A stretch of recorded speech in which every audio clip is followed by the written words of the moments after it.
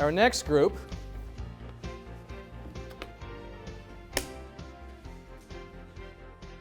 is Kent Cooper and David Poparad. Kent has been in the business a long time. He first started, what was it, an accountant? I started as an accountant. Accountant, then he got into real estate, then he got into valuation, then he said, you know what, I like property, but I like selling businesses, okay, which I just love. So Kent is going to talk specifically on how do you optimize your value. At the end of the day, it's becoming your best, all right? Values, what Daryl just said, in a word, values will drive value at the end of the day. So I had shared some thoughts with Kent a while back, and he sent me a little presentation on the difference between the different buyers, the strategic buyers and the financial buyers. And I have to tell you, I really appreciated Daryl's comments to that, because I've witnessed a number of different transactions in my day. And it's very interesting, the world we're in today, and this is something that Kent will talk about. The proliferation of financial buyers has grown from a few hundred to over 13,000 today. It's crazy. But at the end of the day, you're looking for synergy and chemistry in your organization. If you have that, the financial buyers will love you. If you have that, the strategic buyers will love you. And the foundation of that is values.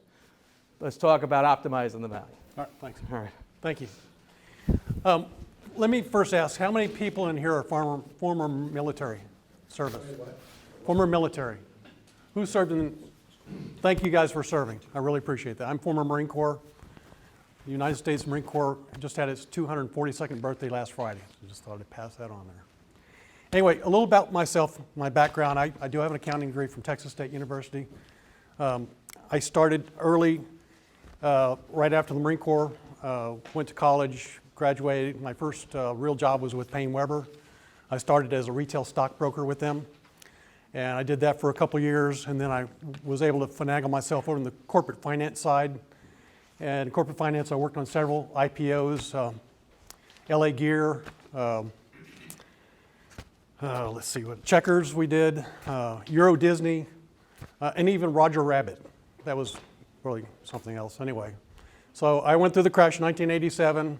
88 came around, and it's like, I don't know if I want to keep doing this the rest of my life. And I had only 3 classes to go before I finished my graduate degree in my MBA in finance. And I saw this little company here in Titusville, Florida, that was trying to take a private company. They had gone public through a reverse acquisition of a blind pool. You probably don't know what that is, but it's a public company traded on the pink sheets is where it was traded. Anyway, they got trouble with some they call them nickel brokers out of Denver, and they had taken the stock, which was a dime when they bought the reverse acquisition, and took it all the way up to 75 cents a share. And then they dumped it. And they were in trouble with a lot of different government agencies, and they needed somebody with my background to come in. So I came in as director of finance for this company called E-Prime Aerospace at the Kennedy Space Center. They were trying to evolve this Peacekeeper missile into an expendable launch vehicle. Anyway, so I did that for about 3 years. Fell in love with Brevard County, didn't want to leave, looking around for a job. Got a job here in Orlando as a chief financial officer for a big laboratory, environmental laboratory doing gas chromatography, mass spectrometry, all that stuff, air, soil, and water analysis. And I did a turnaround there and packaged it and sold it to a big company called Thermoelectron, which is a Fortune 100 company.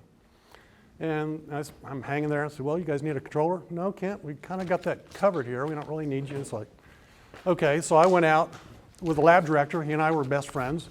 And we started our own laboratory. So I started the laboratory in 93, ran it till 2001. I sold it to my partner. In the meantime, I also started an engineering company. We did hazardous waste remediation. We were one of the state contractors. So I did all that stuff and ended up selling my partners in 2001 on that one too. So I started my company in 2002, Capstone Commercial. we need the clicker.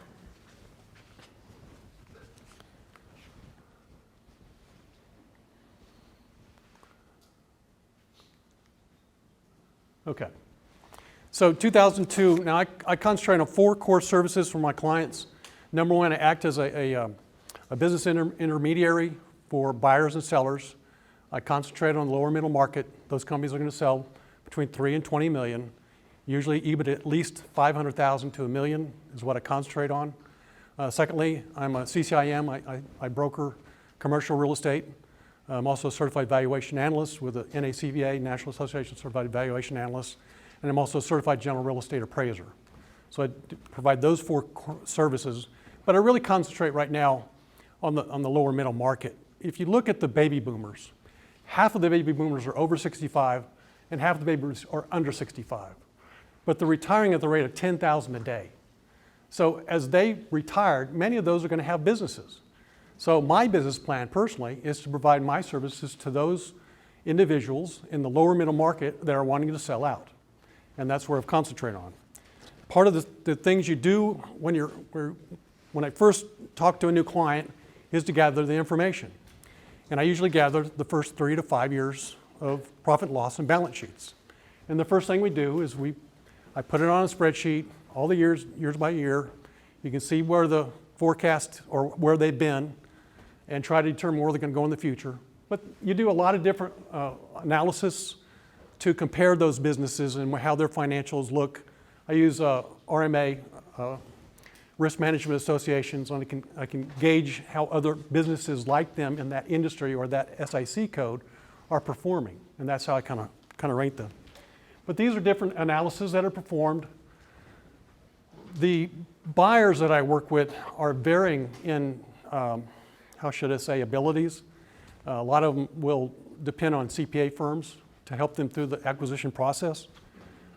So they're going to want to know what the normalization adjustments are, the non-recurring adjustments. All this is coming up to a bottom line number. Seller's discretionary earnings is what we're looking for, okay? And that becomes the multiple. What drives the strategic and financial buyers?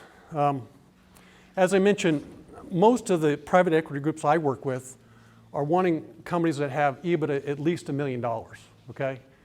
And some of these private equity groups might have 20 or 30 companies that they own. And it might be a whole diversification of portfolio in those companies. So I mean, to me, that's where the money is. There's so much money on the sidelines looking for a place or home to go to. This is really a matrix that will tell you the value of a company. To the left is market value, to the right is more premium value, because that's the valuation range. If you're looking at the leadership of a company, they're going to rate you. Or is it low, medium, or high? The more you are to the right of this screen, the higher your multiple is going to be that a private equity group is going to be willing to pay for you, okay? You're going to look at all these. These are really what creates the value. You can look at the financials, and that's going to give you a good indication. But there's such a range between 3 and 7 times that you're willing to pay. And it has to do with these items right here. What is the growth opportunities? If there's no expandability, you're going to get a lower value than if it is expandable. Quality customer base. If you've got, we mentioned before, if you have 3 customers that are giving you 80% of your revenues, you got a problem. You're going to have to increase that somehow or lessen that amount that those 3 customers have. Sir. Yeah, Kent, on the cyclicality of revenue, here in Florida, there's a lot of cyclical businesses up and down. What, if somebody sees that in their forecast, okay, it's going to be like a yo-yo, and they're looking to grow by acquisition, so therefore they're going to need access to capital, or they're looking to sell at some point. They got to begin with the end in mind idea. Within 5 years, I want to get there. What recommendations would you give to help them deal with that cyclicality? Well, being a tourist state that we're just now coming into the season. A lot of businesses, make all their money from December through May, and then they just survive through the summer. That's the way a lot of businesses work. But that's why you look at 3 to 5 years, because you can't just look at 12 months and say, oh, that's what it is right there. It doesn't give you enough information, because business is cycles. All the cycles. A lot of people say we're at the top of a business cycle right now, and it's getting ready to tip over. Who knows? It's a little bit past time. I don't think it's going to go back like it did in '08. Let's hope it doesn't. But does that kind of answer part of your question? Is there something that they can do to, like for example, new business lines, new regions, just to try, that may not be subject to the same cyclicality? So there's more, let's just say, so that the recurring revenue is more certain. More diversified. Yeah. Yeah, diversification's a key. I mean, that's... Yeah. The issue for us and a lot of folks is always, you try to diversify, but then you get out of your wheelhouse and you're in a new region, you're in a new product you don't know anything about. So you're trying to leaven the thing, and all you're doing is just pouring money into things that you really don't know anything about. At least with me, I'm not a smart guy. I do what I do for 40 years, right? So if I deviate, it's like, I'll live with the ups and downs, I guess is what I'm saying. There you go. I disagree that you are a smart guy. Or you wouldn't be here, but if you're not experimenting, I'm not saying you're dying, quite as soon, but you have to change and you have to figure out a product line that, my business, like his business, is based on monthly recurring revenue, but that's half of it. And then project work, which he said is up and down. So I have to figure out, how am I going to expand that? And the only way is with either acquire new clients, sell the clients what I got more, or get a new product line. So a lot of it's experimentation. You gotta have a party that you're willing to gamble it. It's a dirty word, but And I think maybe that's the key, put some small bets on the side, Yeah. and not a major. sometimes they turn in, what did the guy from Rooster Teeth said, sometimes you shoot a Scud missile, sometimes you shoot a nuke. But if you're not shooting, Yeah. But, that's the whole construction business. You're trying to get your spikes out of there, and you just can't get them out because you don't control whenever, when the financing's gonna be in place, when bonding's gonna be in place, or if you're a subcontractor, when the contractor's gonna be ready. And all that affects your spike. And in the meantime, yeah, you can get rid of your people and you can take that labor cost down, but 3 weeks from now, when he's ready to go, you don't have any people. So consequently, I've got people today out at my shop and zip, I can guarantee you. They're supposed to be cleaning up, but just so they don't go anywhere. So yeah, the spike's a big deal in this business, and I don't know how you get it out. I've been doing it 41 years, and I've never had a year that it was this, ever. So keep these in mind. This is a good example. The next slide I'm going to show you, I concentrate on the lower middle market, as I mentioned, not the middle market. Middle market is going to be probably 20 to 100 million, and I concentrate on the 3 to 20 million. There's a lot less competition in my level than when you get in the upper side of that. There's also a lot more stringent security laws you have to follow. I'm not a registered rep anymore, so most of the stuff I do is asset sales. But this slide is interesting to me. It is for a company that was being acquired in the middle market. So it's a little bit larger. This company had valuations. These are the same company. These are all the different buyers and what they were willing to pay. On the left, you can see they're all the way down to about a little bit under 3.5 times multiple. Up here on the right, they're almost to 7 times multiple. And it's the same company. So somebody was willing to pay 18.5 million, and somebody else up here is willing to pay, I can't read it, 35, 38 million. That's a huge swing right there. And that's what all these private equity groups are like. They're going to try to, as mentioned before, they're going to try to buy it as cheap as they can. You've got a seller that's been in this business 20, 24 years. That's usually the kind of guy I work with. He's built the business up from scratch. He knows it backwards and forward, but he's burned out. He will leave yesterday if you give him a chance, okay? As long as he gets his money. And that's what he's after right there. Okay, so who are the buyers? There's a lot of single buyers out there that have their own money and their own resources, and they're going to buy a company. But most of them are kind of lazy. If they have a lot of money, they'd like to give it to some professionals that'll take care of it. And a lot of these are private equity groups. Some of the private equity groups that come along is single family offices. You also have multiple family offices. When I first heard the term multifamily offices, Oh, they're buying a bunch of apartment complexes. Yeah, that's pretty cool. No, but what it is a private individual that's putting his money with other family offices, and they can buy multiple companies that way. Multifamily office, I mentioned before. Hedge funds are another big buyer out there. All these guys are really set financially, so a lot of times the smaller transactions, I have to help walk them to a bank and try to get them an SBA loan or some kind of loan through a bank. These guys already have it all set up. So many times the financing is not the issue. There's so much money on the sidelines right now to buy operating companies. It's incredible. And I just think it's increasing, the number. This is how many private equity groups there are right now. If you start from 2000, it was 1,400. Now we go up to 2014, it's over 3,500. And I'm sure it's over 5,000 by now. Because there's nowhere to put the money. You don't want to put in the stock market right now. Everybody's scared it's too high.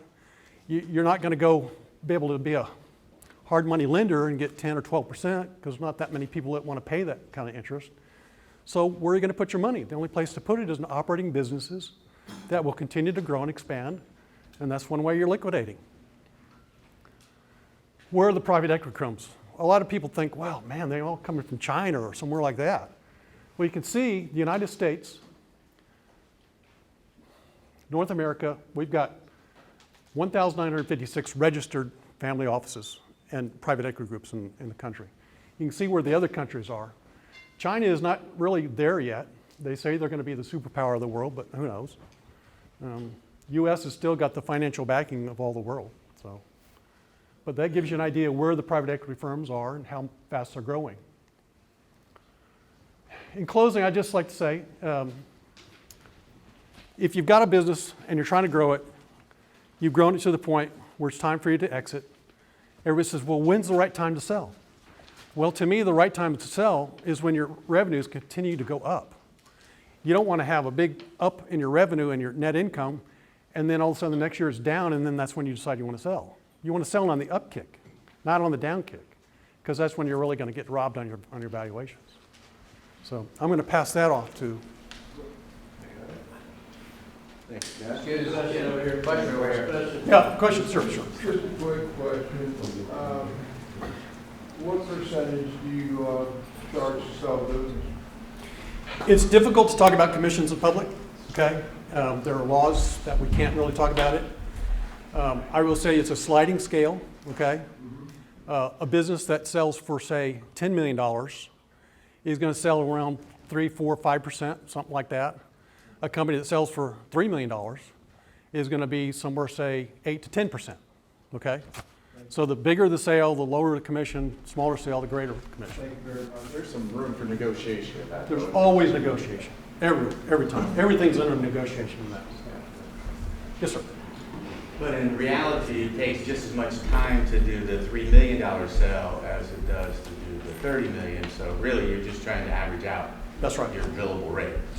Right. And when you start bringing in buyers, and that's the other thing, these CEOs, they think, well, I'm just going to give it to a broker and then he's going to take care of it. That doesn't work like that. If I'm doing my job right, I'm going to bring you 4, 5, 10 different buyers, okay? And the poor CEO, the owner, is going to have to go through these presentations every time. And you always do it off campus because everything's super, confidential. You don't want your employees knowing or figuring out what's going on or that kind of thing. And that gets difficult because you usually have a controller or a CFO in the house that has to give new financials up all the time. So what do you need this for? Well, I need them. So you got to kind of dance around that a little bit.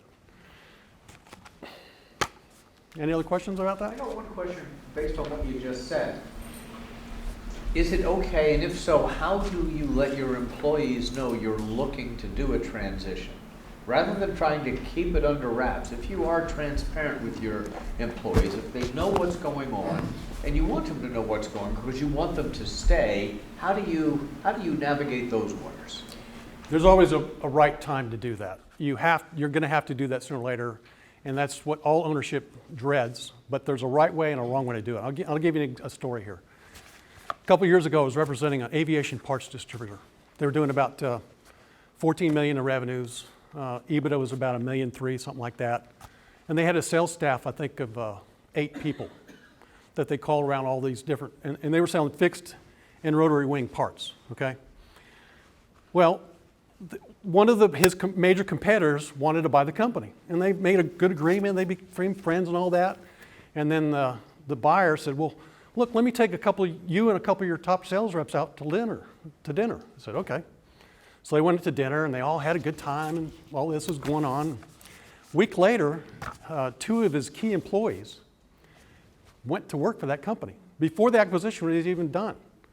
So now the guy says, well, I just took, he was doing about, let's say $1.2 million, $1.3 million in revenues each month, okay?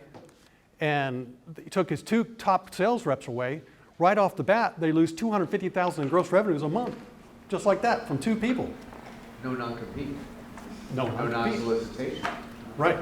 So that's another reason to have non-compete agreements. But here this guy, repped his company of 2 of the top reps, and then he's trying to drive the price down because he lost the revenues.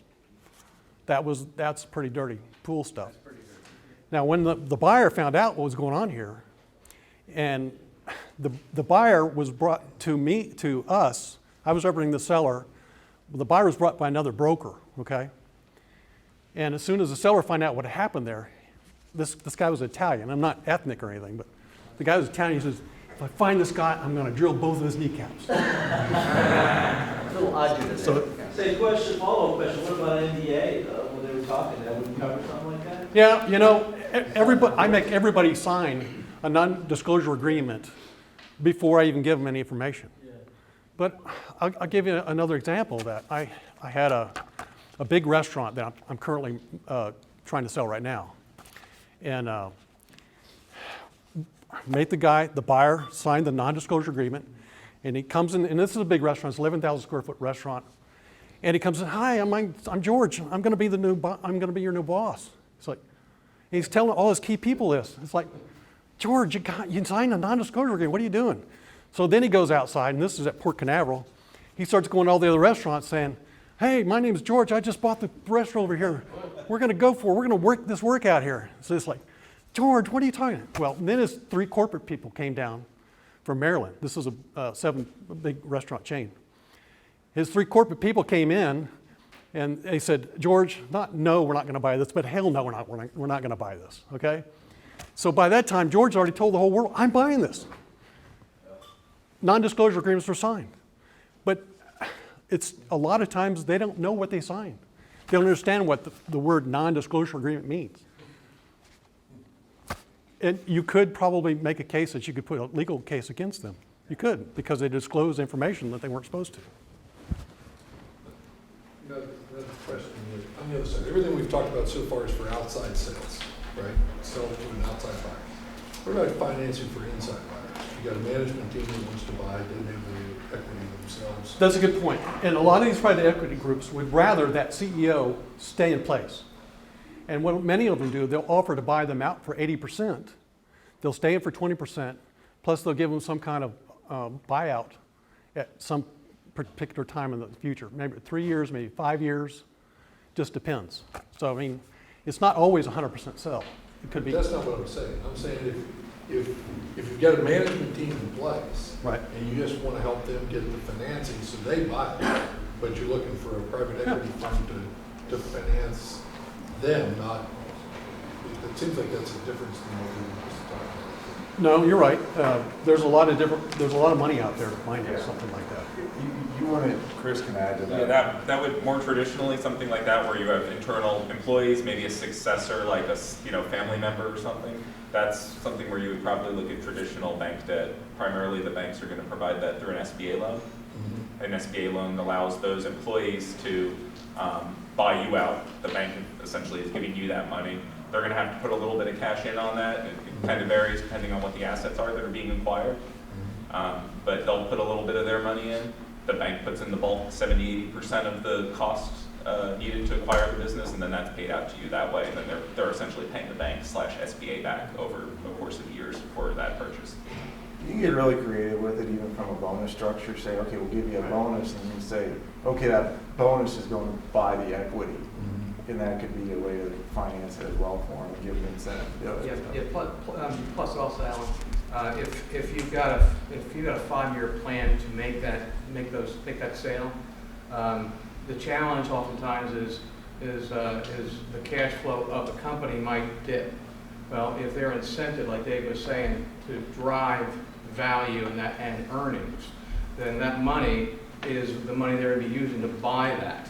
Okay, but that has to be essentially scoped out.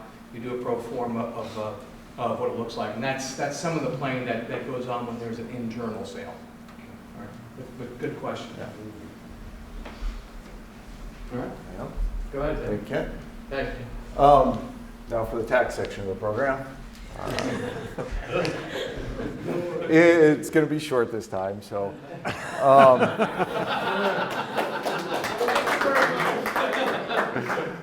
Hey, if the reform was finalized, we could talk about all that, but it's a moving target at this point. So my spiel on the reform part is keep an eye on it. It's going to affect everyone in this room. What if it passes for 17?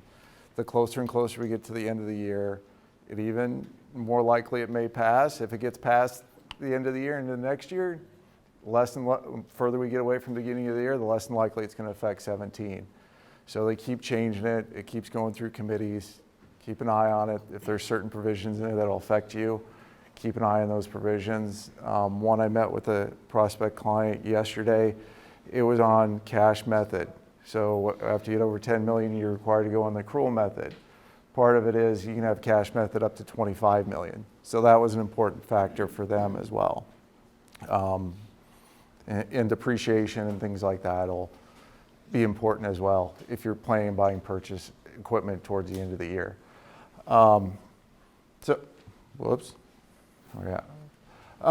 Tax implication of the sale transaction. Two basic sales transactions. You're going to have either an asset transaction or a stock transaction. And how those affect you individually as business owners is important because it could be 20% in taxes or it could be almost 40% under the current law. So how much you have is in your stock transaction, most of it's all going to be capital gain at 20%. If it's an asset transaction, you're going to have a mix of ordinary and capital gains. If you're in the recruitment where most of it's IT and your people, you're not going to have a lot of fixed assets. If you're in construction, you're going to have a lot of fixed assets. And therefore, your fixed assets are going to drive your depreciation recapture, which is going to drive your ordinary income. So that'd be more important to you than it would be to Daryl and Charlie, where they're more recruiting and people oriented, where it's all going to be mostly capital gains in a purchase price allocation. Tail liabilities and successor liabilities are important. As you're going through it, what's the tax implication of that? Because usually there's an escrow period, there's some period after the sale that's the owners or previous shareholders are going to be on the hook for. So what are those? Make sure you understand those and the implications of those. Sales price allocation, back to the fixed assets, how do you allocate it? Is it more to goodwill or is it more to your equipment? If it's most of it's the fixed assets, then you have more depreciation capture. If you have more of it allocated to goodwill, then it's all capital gain treatment. It's what you can justify. It's kind of a tug of war between the buyer and the seller. Because the buyer's going to want it all in fixed assets because they can depreciate it over 5 to 7 years. The seller, they want it all to goodwill. They want that capital gain treatment. So it's that negotiation point. It's also keep in mind, what number do you need? As a seller, most of people, it's an exit, it's a retirement plan. So what is that number? What number do you need to retire on? Or what do you need to do your next business venture invest on? Is that enough for you? Or do you have to improve your business to keep going, to get to the number you need? Installment sales and personal goodwill, Russell mentioned the other example where if we had a year, we could plan for it. Installment sales are one way to do it. Monetized installment sales is it's tricky and you gotta get comfortable with it, but it's a way you can almost defer your capital gains for up to 30 years and pay it back with dollars 30 years in the future versus today. And there's some nuances to it, but you have to get comfortable with it. And also with the personal goodwill. Say, Mac, do you have a non-compete with your company individually? I'm employed. Yeah. So Matt could come and say, hey, all the goodwill's with me. I have all the personal relationships with me. It's not the company. So the buyer's going to come and say, okay, Mac, for that personal goodwill, I'm going to give you X amount. I'll buy your assets from your company and all that, but I'm going to buy that personal goodwill that you have. And then, okay, all that personal goodwill is capital gain to Mac. Everything else we may go through, because you're asset intensive too, right? So you would have that depreciation recapture, but if you can carve some of that out for your value, that'd be important to you, and save him 20% on his taxes. That'd be valuable. But that takes planning and understanding it and negotiation, and not coming into your CPA's advisor and go, here, I just sold my company, here. I pick on everyone. Don't get scared, Bernie. By the way, you can write off goodwill also, just like your depreciation. Yeah. But it's over 15 years again. 15 years. So again, it's that tug of war between the buyer and the seller, where they want that depreciation. Because they want to restate their balance sheet. That's what they want to start the depreciation schedule Yeah. all over again. And that's the big difference between stock and asset, is you get that step up in basis on the buyer's side. The buyer wants that step up. The stock, the buyer's pretty much stepping into the shoes of the seller. So all your tax treatments stay the same, depreciation stays the same for all of that. The asset you pretty much get, say I buy all your assets, say for $10 million. All right, now that's my basis in the assets in a stock deal. So I get to depreciate that $10 million. Now in a stock deal, if I buy the stock from you, you get capital gain treatment. But now I'm stepping in the shoes and whatever basis you have in those assets already. And the goodwill I paid you for it, it's non-amortizable.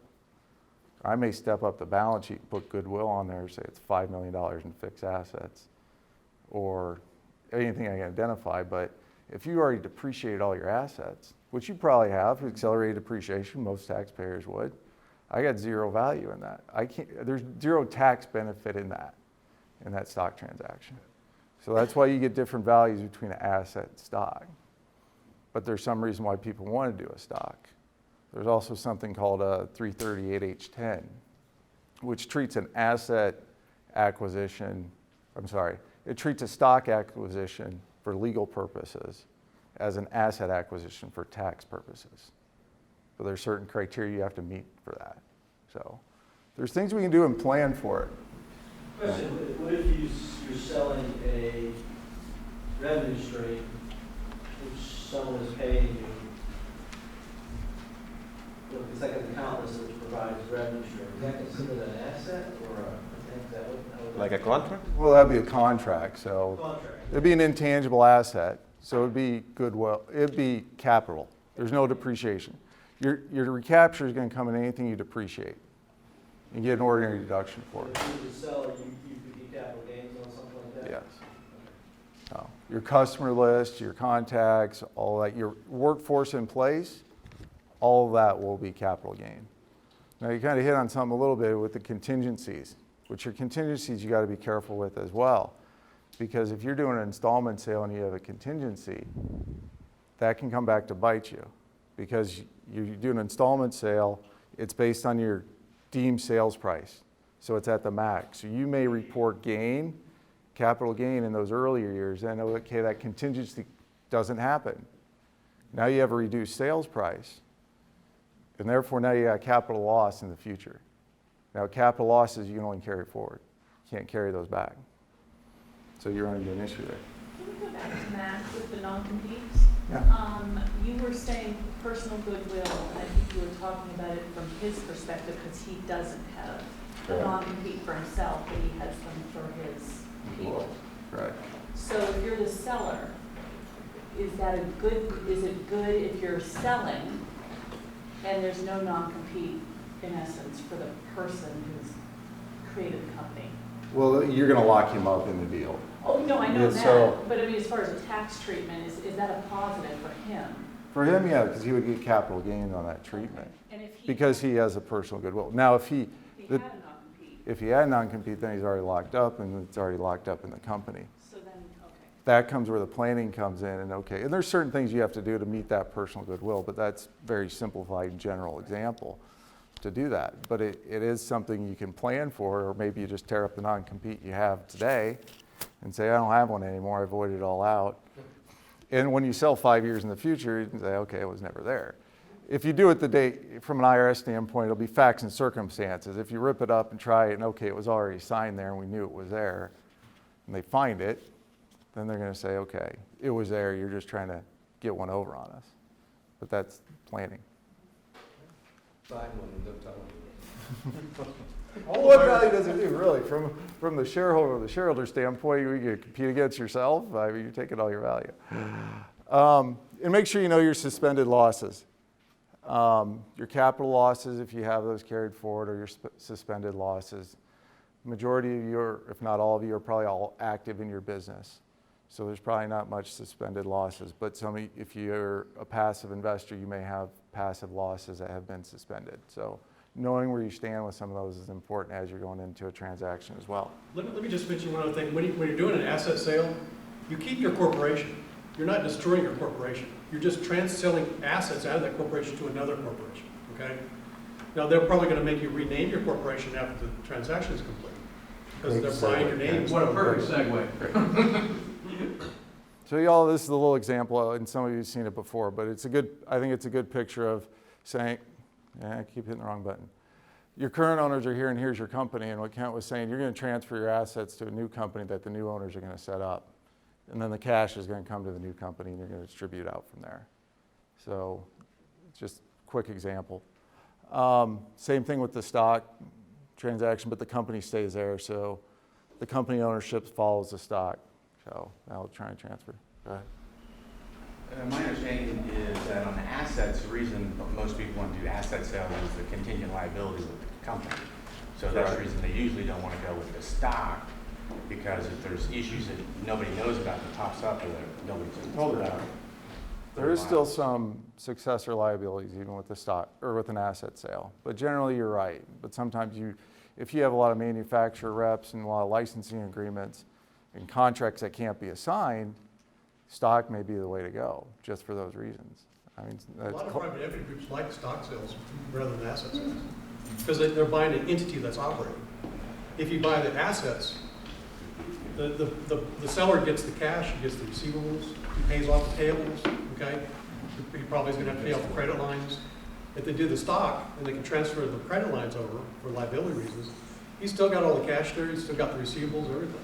But you kind of work that into the agreement saying, okay, my value at this date is X, I got this much working capital in there, I'm not just going to give that to you. You're going to work it into your sales price somewhere along the line to get it. So that was my short tax spiel, unless there's any other questions? Nope. All right. Thank you.